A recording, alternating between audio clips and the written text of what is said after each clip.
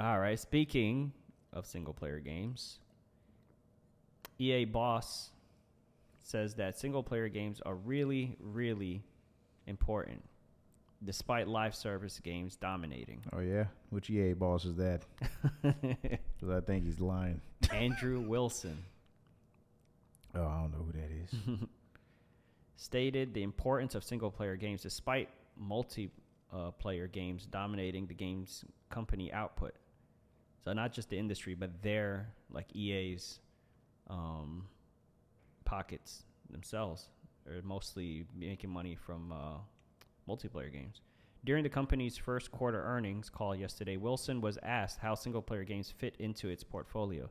He described them as really, really important, although Chief Financial Officer Chris Suh also followed up, noting that live service games account for over 70% of total businesses. Well, yeah, the multiplayer, of course, is going to make more money because there's microtransactions. You can continue to spend money, continue to come out with updates. A single player, you just play it once and you're done, you know? Yeah. That being said, I still enjoy the single player. Like, that's when I think of gaming, I always think of my fondest experiences are playing through story modes, playing through single player experiences. And there are like a lot of good memories with multiplayer games and, some of the stuff that you go through with your friends and stuff like that.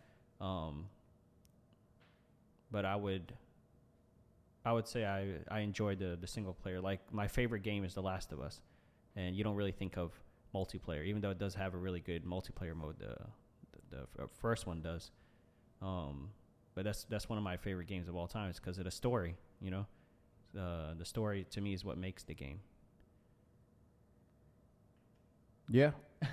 What he said. You have anything to add to that? I mean, look, man. Video games to me are definitely, for me, is definitely about a story. And when you play single player games, yeah, there's some people out there that just want to play a game to, have fun, which of course you want your game to be fun. But the story is what really sells a game these days and what really draws you in and captivates you and, really transports you to that world that you're playing in. Story is very important. In multiplayer games, maybe not so much because you're just trying to have fun with your friends. There'll be a light story, but single player games, definitely story is very important. And that's why they do so well as far as single player, because they captivate their audience with the story. And I feel like without that, single player game is not really as great as it could be. But the reason why these games resonate so much with people is because of the story. And we've probably said story like 500 times. But yeah, man. Out of all of I say like 80% of the games that I play, if they don't have a good story, I probably either don't touch them or they just sit on my shelf. And I may dip into them every now and again. But if they don't really grab me with the story is what gets me into the game. Yeah.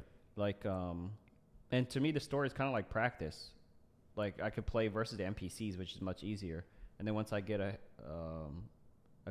grasp on the controls and stuff, then I could get online and start competing with people, But that's the reason I never got into, like, Fortnite. Because I can't just jump in and start competing with people because they've already been playing it for a while. Then I don't get to learn the controls or anything like that. Yeah.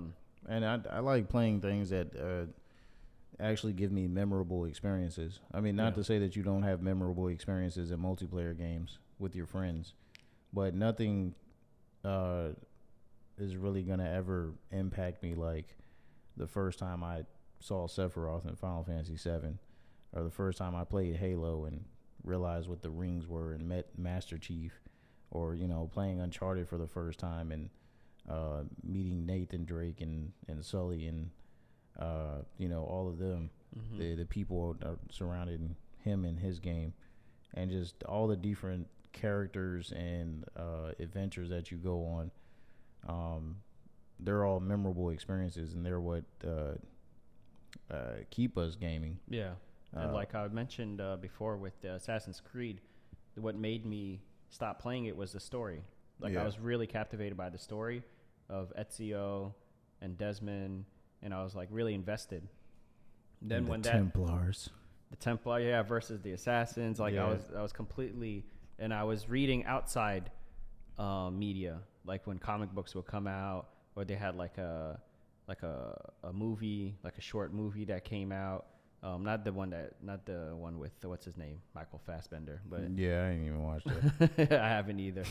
But remember they had like this movie with the voice actors from the game, like played the roles and stuff. Yeah, I would watch like all that stuff because I wanted more of the story, you know. So when that story to me concluded, and then they had some weird like half-baked story where they just wanted to make another game.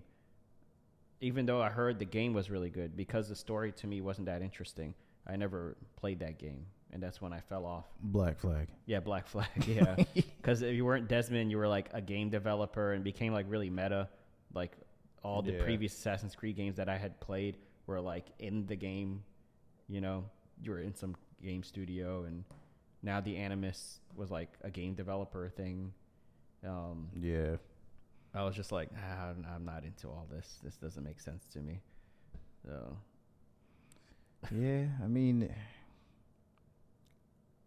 it requires the story is what gets you invested. That's the long and short of it. Yeah. So single player games are definitely needed in the gaming space, because they bring about experiences that are memorable, like I said, and they also bring about things that I feel like they can give you the fresh ideas.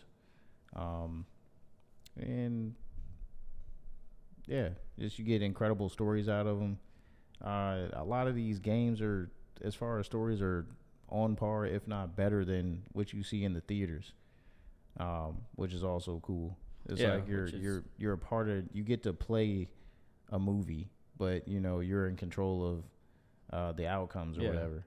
I saw a really good video on YouTube talking about how video games is like the ultimate form of storytelling. Yeah. You know, it starts with the campfires and you tell stories there, and then it went on to literature, and then like radio shows, and then like, well, I guess at some point there was like theater, like plays, and then it was movies and TV shows. And now it's like the highest form of storytelling is video games, because you have all those things combined. You have like good writing, you have good acting, you have music, you have art, you have, and then it's interactive. You know, you can play with it. Yeah. So cinematography, animation, all kinds of crazy stuff. It's like every other art form combined into one, you know? Yeah. Production. Can't forget about the music. Oh, the soundtracks. Yeah. Man. Yeah, it's just it is the highest form of storytelling. So to move away from that, to take like the best vehicle for storytelling and then just use it for multiplayer only, and like move away from that wouldn't be good. But yeah, and, EA. And if you look at the top sellers exclusives we just named, all those are top selling games are known for their stories. Yep. You know, Spider-Man doesn't have a multiplayer. There's Horizon. I don't think Horizon has a multiplayer. Nope. God of War doesn't have multiplayer. Like, these are all. So obviously, as much money as these multiplayer games make, there's still an audience for story games. It's not like some niche thing, you know, that only a small group of people appreciate. These are blockbusters. These are, you know, making a lot of money. So it's a pretty lengthy article.